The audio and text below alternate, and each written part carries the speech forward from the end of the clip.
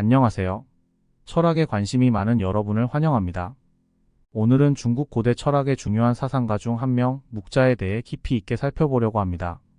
묵자의 철학은 매우 현실적이고 실용적이며 그의 사상이 어떻게 인간의 삶과 사회에 실제적인 영향을 미쳤는지 알아보겠습니다. 준비되셨다면 지금부터 묵자의 뛰어난 철학적 사상에 대해 함께 탐구해 보겠습니다. 묵자는 중국 고대 철학자이자 묵가 사상의 창시자로 공자와 같은 시대를 살았던 인물입니다. 묵자의 철학은 주로 실용적이고 평등주의적인 사상을 바탕으로 하고 있으며 그의 사상은 당시 유가 사상과는 대조적인 면을 보였습니다. 주요 사상은 다음과 같습니다. 겸해. 묵자의 겸해 사상은 모든 사람을 차별 없이 평등하게 사랑해야 한다는 철학입니다. 그는 사람들 사이의 갈등과 혼란이 편애에서 비롯된다고 보았고 겸해가 이를 해결하는 유일한 방법이라고 주장했습니다. 묵자는 겸해를 통해 전쟁과 사회적 혼란을 막을 수 있다고 강조했습니다. 묵자는 겸해를 설명하기 위해 여러 비유를 사용했습니다. 예를 들어 그는 부모가 자녀를 차별 없이 사랑하는 것처럼 사람들도 모두를 공평하게 사랑해야 한다고 말했습니다. 만약 부모가 특정 자녀만을 사랑하고 다른 자녀를 미워한다면 가정이 평화로울 수 없는 것처럼 사회에서도 특정 집단만을 사랑하고 다른 사람을 배척하면 사회는 안정될 수 없다고 설명했습니다. 또한 묵자는 겸해가 전쟁을 막을 수 있는 방법이라고 주장했습니다. 그는 만약 한 나라의 왕이 다른 나라의 백성을 자신의 가족처럼 사랑한다면 침략 전쟁을 일으킬 수 없을 것이라고 말했습니다. 모든 사람이 서로를 가족처럼 사랑한다면 누구도 타인을 해치거나 빼앗지 않을 것이라는 것입니다. 묵자는 제자들과의 대화에서도 겸해의 중요성을 강조했습니다. 예를 들어 한 제자가 왜 모든 사람을 똑같이 사랑해야 하느냐고 물었을 때 묵자는 길에서 누군가가 구덩이에 빠진 것을 보면 그가 친족이 아니더라도 구해줄 것이라고 답했습니다. 그리고 그렇다면 왜 그가 친족이 아니라고 해서 사랑하지 않아야 하겠느냐며 모든 사람을 공평하게 사랑하는 것이 마땅하다고 말했습니다. 또한 묵자는 다음과 같이 겸해를 설명합니다. 저작거리에 앉은뱅이와 맹인이 있었습니다. 앉은뱅이는 움직이기 어려워 동냥을 하기가 힘들었고 맹인은 사람들이 많이 다니는 곳을 찾지 못해 동냥을 하기가 어려웠습니다. 그러던 중 앉은뱅이가 맹인을 보고 이렇게 말했습니다. 저는 움직이지 못하지만 앞을 볼 수 있고 그대는 앞을 보지 못하지만 걸을 수 있으니 우리 힘을 합쳐봅시다. 그렇게 서로의 눈과 다리가 되어 다니며 동냥을 했습니다. 이 이야기를 통해 묵자는 사랑이 무조건적인 사랑이 아니라 서로에게 이익이 되는 교리를 추구해야 한다고 말합니다. 비공. 묵자의 비공 사상은 공격적 전쟁을 반대하고 평화를 지향하는 철학입니다. 그는 전쟁이 무고한 사람들에게 고통을 주고 사회를 혼란에 빠뜨린다고 보았습니다. 따라서 묵자는 어떠한 이유로도 다른 나라를 공격하거나 정복하는 전쟁은 도덕적으로 부당하다고 주장했습니다. 그는 전쟁이 인간의 삶에 엄청난 고통과 파괴를 가져온다고 보았기 때문에 모든 사람이 평화를 추구하고 서로를 존중해야 한다고 강조했습니다. 묵자는 전쟁을 반대하는 이유를 설명하기 위해 다양한 비유를 사용했습니다. 그는 한 예로 만약 한 사람이 다른 사람의 집에 들어가 그의 물건을 훔치거나 부수고 불태운다면 그 사람은 도둑이거나 범죄자라고 불릴 것이다. 마찬가지로 한 나라가 다른 나라에 들어가 그들의 재산을 빼앗고 사람들을 해치며 죽인다면 이는 그저 도둑질이나 살인일 뿐이다. 왜 큰 전쟁이 작은 도둑질보다 더 정당하게 여겨져야 하는가? 라고 말했습니다. 이를 통해 묵자는 전쟁이 단순한 개인의 범죄와 다를 바 없으며 결코 정당화될 수 없다는 점을 강조했습니다. 또 다른 예로 묵자는 전쟁을 준비하는 데 드는 비용과 희생을 비판했습니다. 그는 한 나라가 전쟁을 준비하기 위해 막대한 자원을 소비하고 그 결과로 농사와 같은 평화로운 활동에 쓸 자원이 줄어들어 국민이 고통받는 상황을 지적했습니다. 묵자는 전쟁을 준비하면서 국고를 탕진하고 백성을 굶주리게 하는 것이 어떻게 현명한 통치일 수 있는가라며 평화를 유지하는 것이 국가와 백성 모두에게 이익이라고 강조했습니다. 묵자는 자신의 비공 사상을 설득하기 위해 그 시대의 군주들과 직접 대화를 나누며 전쟁의 무의미함과 부당함을 설파했습니다. 그는 어느 한 나라의 왕이 전쟁을 준비하고 있다는 소식을 듣고 그 왕에게 찾아가 이렇게 말했습니다. 대왕께서는 왜 이웃 나라를 공격하려 하십니까? 그들의 땅을 차지하고자 함입니까?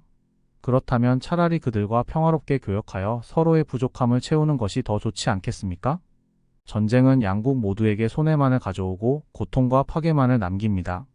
묵자는 전쟁을 반대하면서도 동시에 방어를 위한 전쟁은 필요할 수 있다고 인정했습니다. 그는 모든 형태의 폭력을 반대하는 것이 아니라 불이한 공격을 막기 위한 정당한 방어는 허용될 수 있다고 보았습니다. 그러나 그는 항상 방어가 최후의 수단이어야 하며 가능한 모든 평화적인 해결책을 다 동원한 후에야 비로소 고려해야 한다고 주장했습니다. 묵자는 또한 전쟁의 윤리적 문제를 논하면서 천지와 신령이 전쟁을 반대한다고 믿었습니다. 그는 하늘은 생명을 주고 사람들을 보호하기 위해 존재한다. 그렇다면 하늘의 뜻이 전쟁과 살육을 지지할 리가 없다. 그렇다면 하늘의 뜻이 전쟁과 살육을 지지할 리가 없다고 말하며 전쟁이 하늘의 도리에도 어긋나는 것임을 주장했습니다. 그는 인간이 서로를 죽이는 행위는 하늘의 뜻을 거스르는 것이며 따라서 모든 전쟁은 부당하다고 보았습니다. 묵자의 비공사상은 그의 평화와 공정 그리고 모든 생명을 존중하는 철학의 일부입니다. 그는 단지 사상으로만 그치지 않고 실제로 여러 나라를 찾아다니며 군주들을 설득하려 노력했습니다. 그의 이러한 평화주의적 접근은 당시 전쟁과 갈등이 끊이지 않던 시대에 매우 혁신적이고 급진적인 입장이었으며 많은 이들에게 큰 영향을 미쳤습니다. 그의 사상은 지금도 전쟁과 평화에 관한 중요한 철학적 논의의 출발점으로 여겨지고 있습니다. 절장. 묵자는 절장편에서 장례를 성대하게 치르는 것이 자원의 낭비를 초래한다고 비판했습니다. 그는 장례를 화려하게 치르기 위해 모은 재물들을 묻어버리면 실질적으로는 그 재물들이 다른 사람들에게 도움이 되지 않으며 오히려 장례 기간 동안 일하지 못하게 되어 경제적으로 어려움을 겪게 된다고 설명했습니다. 묵자는 이렇게 재물을 낭비하고 일을 중단하는 것이 결국 부유해지려는 목표와는 어긋난다고 지적하며 장례를 지나치게 성대하게 치르는 것은 부유해지려는 이론에 맞지 않다고 주장했습니다. 그는 장례를 화려하게 치르는 대신 살아있는 사람들의 복지와 공동체의 이익을 우선시하는 것이 더 중요하다고 강조했습니다. 묵자는 농사짓기를 금하면서도 수확을 하려는 것은 불가능하다는 비유를 사용하여 부유해지기를 원하면서 장례를 성대하게 치르는 것이 불가능하다는 점을 설명했습니다. 묵자는 유교의 제사 관습에 대해서도 비판했습니다. 그는 공맹자의 말에 대해 언급하며 귀신이 없다고 주장하면서 제사를 지내는 법을 배우는 것은 손님이 없는데도 손님 대접하는 예의를 배우는 것과 같고 물고기가 없는데도 고기 그물을 만드는 것과 같다고 비유했습니다. 묵자는 귀신을 믿지 않으면서 제사를 지내는 유교의 태도를 비판하며 이러한 행위가 비합리적이라고 주장했습니다. 결론적으로 묵자는 장례와 제사 관습의 비합리성을 지적하며 자원 낭비와 무의미한 의식이 사회적, 경제적 이익을 해친다고 주장했습니다. 그는 실질적인 삶의 개선과 공동체의 복지를 위해 검소하고 합리적인 접근이 필요하다고 강조했습니다. 또한 묵자는 절장의 예로 이렇게 말했습니다. 죽은 자는 이미 세상을 떠났고 그들에게는 더 이상 이러한 의식이 의미가 없다. 남은 사람들은 살아가야 하고 살아있는 이들을 위해 자원을 사용하는 것이 더 중요하다. 그는 사람들이 죽은 자를 위해 지출하는 대신 그 자원을 공동체의 발전과 복지에 사용해야 한다고 강조했습니다. 묵자는 당시의 사회에서 과도한 장례 풍습을 지적하며 군주들에게도 이러한 장례 관습을 간소화하도록 권했습니다. 그는 군주들에게 국가의 재정을 낭비하고 백성들에게 큰 부담을 주는 호화로운 장례를 피하고 백성들이 생계를 이어갈 수 있도록 지원하는 것이 진정한 통치자의 도리라고 말했습니다. 따라서 묵자의 절장 사상은 단순히 장례를 간소하게 치르는 것이 아니라 살아있는 사람들을 우선으로 하고 사회적 자원을 더 현명하게 사용하자는 철학적 메시지를 담고 있습니다. 묵자는 이러한 사상을 통해 사람들에게 현실적이고 합리적인 태도를 가질 것을 권하며 공동체의 복지를 위해 불필요한 낭비를 피할 것을 주장했습니다. 묵자의 천지관. 묵자는 천지편에서 하늘의 역할과 그에 대한 신뢰를 강조하였습니다. 그는 하늘을 지혜롭고 의로운 존재로 보았으며 천자가 하늘의 뜻에 어긋나는 행동을 할 경우 하늘이 이를 벌한다고 믿었습니다. 묵자는 하늘의 공정함과 의로움을 통해 인간 사회의 도덕적 기준을 설정하고자 했습니다. 묵자는 이렇게 설명하였습니다. 천자에게 선함이 있으면 하늘은 그에게 상을 주고 천자에게 잘못이 있으면 하늘은 그에게 벌을 줄 것이다. 이는 하늘이 천자의 행동에 따라 상벌을 결정하며 그 결정이 공정해야 한다는 것을 의미합니다. 만약 천자의 상과 벌이 합당하지 않거나 옥사의 처리가 공정하지 않다면 하늘은 질병과 재앙을 내리고 자연 현상을 불규칙하게 하여 천자의 잘못된 통치를 경고한다고 보았습니다. 묵자는 또한 천자가 제사와 기도를 통해 하늘의 복을 기원하는 의식이 중요한 이유를 설명하였습니다. 그는 천자는 반드시 소와 양, 개와 돼지를 잘 기르고 정결히 제사와 제물을 장만하여 하늘의 복을 빈다고 말하며 이러한 의식이 천자의 도덕적 책임이라고 보았습니다. 하지만 묵자는 하늘이 천자에게 복을 주기를 기도했다고 들은 적이 없다고 언급하며 하늘이 천자보다도 더 귀하고 소중한 존재임을 알 수 있다고 주장했습니다. 묵자는 이러한 관점에서 의로움은 결코 어리석고 천한 자들로부터 나오는 것이 아니며 오히려 귀하고 지혜로운 곳에서 나오는 것이라고 강조했습니다. 그는 하늘이 지혜롭고 귀한 존재로서 의로움을 제공한다고 믿었고 따라서 의로움이란 하늘로부터 오는 것이라고 결론지었습니다. 묵자는 이와 같은 논리를 통해 하늘의 공정하고 지혜로운 본질을 강조하며 인간 사회의 도덕적 기준을 하늘의 뜻에 맞추어야 한다고 주장했습니다. 묵자의 비명.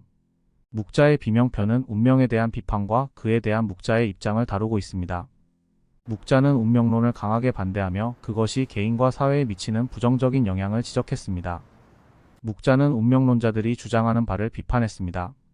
운명론자들은 운명이 미리 정해져 있다는 믿음 하에 자신의 운명이 부유하게 되어 있다면 부유해지고 가난하게 되어 있다면 가난해지며 장수하게 되어 있다면 오래 살고 일찍 죽게 되어 있다면 일찍 죽는다고 주장했습니다. 이들은 또한 운명이 많은 것과 적은 것, 다스려지게 되는 것과 어지러워지는 것까지 모두 운명에 의해 정해진다고 믿었습니다. 묵자는 이러한 운명론이 개인의 노력과 사회적 행동의 중요성을 무시한다고 보았습니다. 그는 비록 굳세고 강한들 무슨 도움이 되겠는가라고 묻으며 운명론이 개인의 강한 의지나 노력, 그리고 사회적 행동에 아무런 영향을 미치지 않는다고 지적했습니다. 묵자는 운명론이 사람들을 패배주의로 몰아넣고 상위 계층과 하위 계층 간의 관계를 악화시키며 사회 전체를 혼란스럽게 한다고 주장했습니다. 묵자는 운명론이 위로는 임금과 대신들을 설득하고 아래로는 백성들이 자신의 위치에 안주하도록 만드는 데 영향을 미친다고 보았습니다. 운명론이 사람들을 자신이 처한 상황을 운명으로 받아들이게 만들어 변화를 시도하지 않도록 하는 문제를 지적했습니다.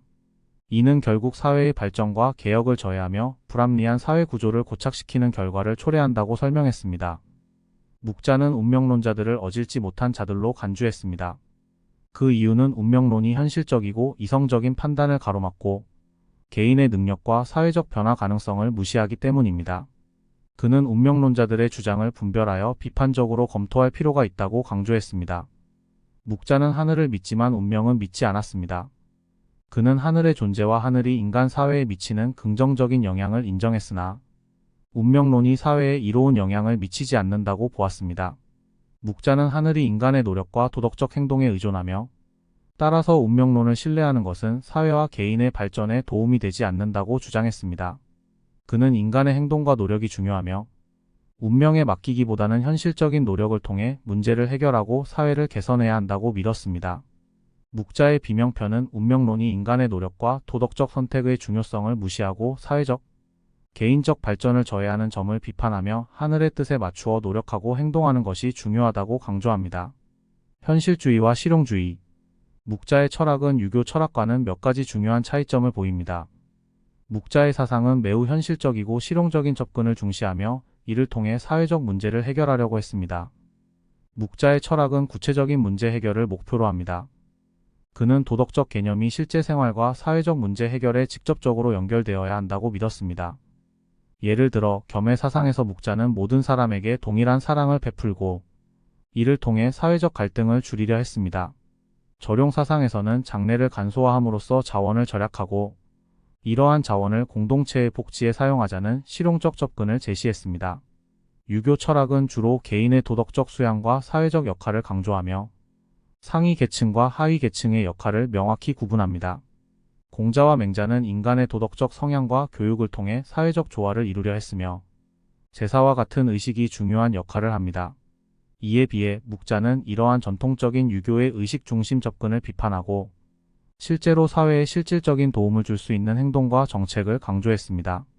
묵자는 도덕적 행동이 개인의 도덕성을 넘어서 사회적 책임과 밀접하게 연결되어야 한다고 보았습니다.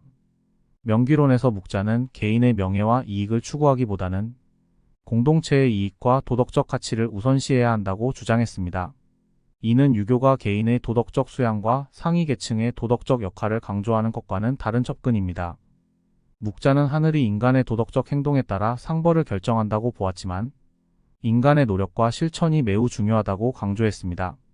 반면 유교에서는 하늘의 뜻과 제사 의식이 중요시되며 도덕적 행동이 하늘의 뜻에 맞추어야 한다고 여깁니다. 묵자는 하늘의 뜻을 기다리기보다는 인간의 노력을 통해 문제를 해결하고 사회를 개선하는 것이 필요하다고 주장했습니다. 묵자는 사회적 조화와 안정을 위한 실질적인 방안을 제시했습니다. 예를 들어 장래를 간소화하여 자원을 절약하고 공동체의 복지를 증진시키는 방법을 제안했습니다. 유교는 개인의 도덕적 수양과 의식 중심의 접근을 통해 사회적 조화를 이루려 했지만 묵자는 이러한 의식적 접근보다 실질적인 문제 해결과 사회적 안정에 중점을 두었습니다. 결론적으로 묵자의 철학은 현실적이고 실용적인 접근을 통해 사회적 문제를 해결하려는 노력을 강조하며 유교의 전통적 접근과는 다른 실질적인 방법을 제시했습니다. 그의 사상은 개인과 사회가 직면한 현실적인 문제를 해결하기 위한 실천적 방안을 제시하며 도덕적 행동과 사회적 책임을 중시했습니다. 오늘 묵자의 철학적 사상을 함께 살펴보셨습니다. 묵자의 사상은 단순한 이론을 넘어 실제로 사회와 개인의 삶에 실질적인 변화를 가져오려는 실용적 접근을 제공합니다.